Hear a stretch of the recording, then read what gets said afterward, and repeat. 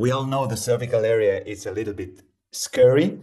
So if you want to fill in the gap of cervical procedures, this is the course. You will learn evidence-based cervical techniques focused on safety and efficacy. The course offers a good overview of the most important techniques for cervical spine. Step by step, you will learn to set up and to perform cervical procedures.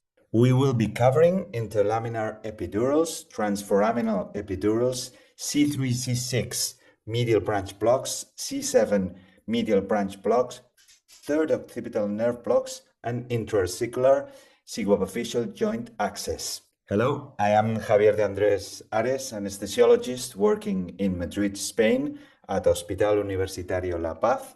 I am Mark Maas, anesthesiologist with special interest in spine. I work at the Rugpoli in Tilburg, the Netherlands. Hello, my name is Stefan Klessinger. I'm a professor of neurosurgery at the University of Ulm in Germany. I'm working in a practice together with another neurosurgeon, and we are doing a lot of spine interventions, but also doing spine surgery in a hospital nearby.